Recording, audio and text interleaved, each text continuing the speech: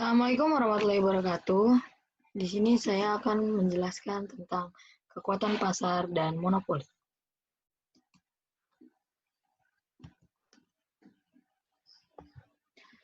Kekuatan pasar dalam ilmu ekonomi dan khususnya dalam organisasi industri, kekuatan pasar adalah kemampuan perusahaan untuk menaikkan harga pasar barang atau jasa secara menguntungkan di atas biaya marginal.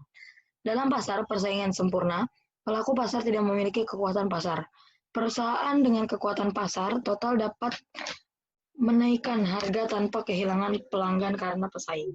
Oleh karena itu, para pelaku pasar yang memiliki kekuatan pasar terkadang disebut sebagai pembuat harga. Sedangkan mereka yang tidak memiliki kekuatan pasar disebut sebagai pengambil harga. Kekuatan pasar yang signifikan terjadi ketika harga melebihi biaya marginal dan biaya rata-rata jangka panjang, sehingga perusahaan memperoleh keuntungan ekonomi. Perusahaan dengan kekuatan pasar memiliki kemampuan untuk mempengaruhi secara individual, baik jumlah total maupun harga yang berlaku di pasar. Pembuat harga menghadapi kurva permintaan yang miring ke bawah, sehingga kenaikan harga menyebabkan kuantitas yang diminta lebih rendah.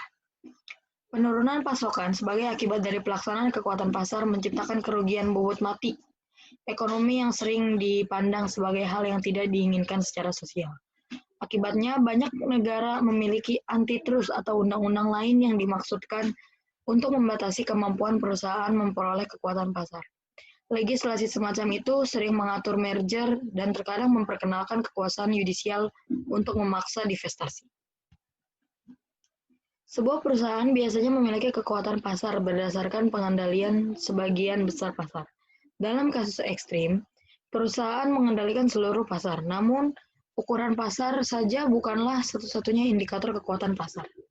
Pasar yang sangat terkonsentrasi dapat diperebutkan jika tidak ada hambatan untuk masuk atau keluar, yang membatasi kemampuan perusahaan lama untuk menaikkan harga di atas tingkat kompetitif. Kekuatan pasar memberi perusahaan kemampuan untuk terlibat dalam perilaku anti persaingan sepihak. Beberapa perilaku yang dituduh dilakukan oleh perusahaan dengan kekuatan pasar termasuk penetapan harga predator, pengikatan produk, dan penciptaan kapasitas berlebih atau hambatan lain untuk masuk. Kekuatan pasar sepihak adalah salah satu penyebab paling umum dari harga yang lebih tinggi di equilibrium kompetitif. Kekuatan pasar terlihat memberikan tekanan yang lebih ke atas pada harga daripada variasi dalam jumlah penjual yang ada di pasar. Hal ini disebabkan oleh efek yang berkaitan dengan equilibrianage dan deviasi menguntungkan yang dapat dibuat dengan menaikkan harga. Selanjutnya ada keputusan output dan maksimalisasi laba dalam pasar monopoli. Pada pasar monopoli, laba maksimal tercapai ketika jumlah output berada di tingkat di mana marginal cost atau MC sama dengan marginal revenue. Bisa dilihat di sebelah kiri ada kurva maksimalisasi laba di pasar monopoli. Keterangannya, kuantitas output yang menghasilkan laba maksimal adalah pada tingkat di mana MC sama dengan MR, yakni sebesar Q1. Selanjutnya ada monopoli. Pengertian monopoli. Monopoli secara etimologi, monopoli berasal dari bahasa Yunani, yaitu monos, yang artinya satu atau sendiri, dan polein yang artinya menjual atau penjual. Berdasarkan etimologi, monopoli tersebut dapat diartikan bahwa monopoli adalah kondisi di mana hanya ada satu penjual yang menawarkan suatu barang dan jasa tertentu. Monopoli terbentuk jika hanya ada satu pelaku mempunyai kontrol eksklusif terhadap pasokan barang dan jasa di suatu pasar, dan dengan demikian juga terhadap penentuan harganya. Di sini ada beberapa ciri-ciri pasar monopoli. Yang pertama, pasar monopoli adalah industri satu perusahaan. Pasar monopoli tidak mempunyai barang pengganti yang mirip. Pasar monopoli tidak terdapat kemungkinan untuk masuk ke dalam industri. Pasar monopoli dapat mempengaruhi penentuan harga, dan pasar monopoli dan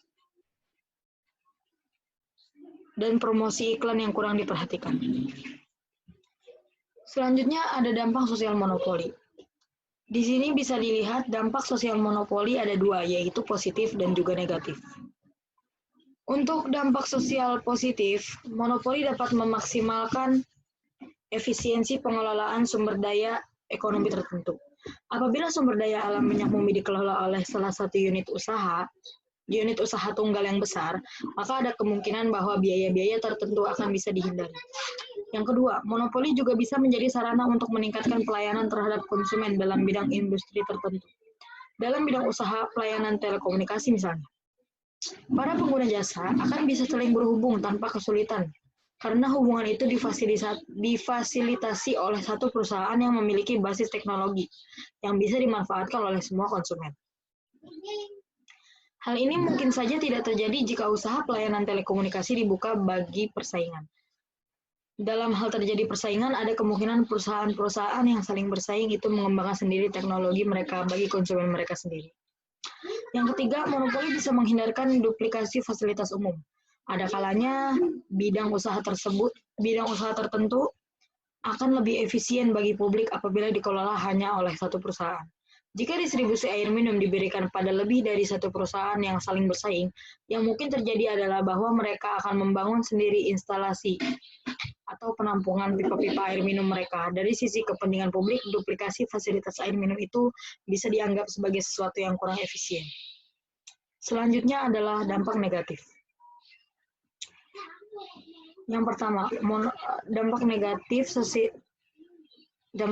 sosial monopoli. Monopoli membuat konsumen tidak mempunyai kebebasan memilih produk sesuai dengan kehendak dan keinginan mereka. Jika penawaran sepenuhnya dikuasai oleh seorang produsen, secara praktis para konsumen tidak punya pilihan lain. Dengan kata lain, mau tidak mau, konsumen harus menggunakan produk satu-satunya itu. Yang kedua, monopoli membuat posisi konsumen menjadi rentan di hadapan produsen.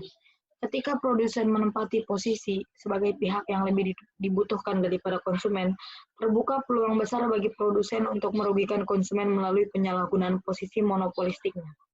Antara lain, menjadi bisa menentukan harga secara sepihak, secara menyimpang dari biaya produksi real. Yang ketiga, monopoli juga berpotensi menghambat inovasi teknologi dan proses produksi. Dalam keadaan tidak ada pesaing, produsen lantas tidak memiliki motivasi yang cukup besar untuk mencari dan mengembangkan teknologi dan proses produksi baru. Akibatnya, inovasi teknologi dan proses produksi akan mengalami stagnasi.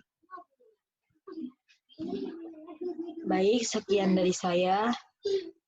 Alhamdulillahirrahmanirrahim. Wassalamualaikum warahmatullahi wabarakatuh.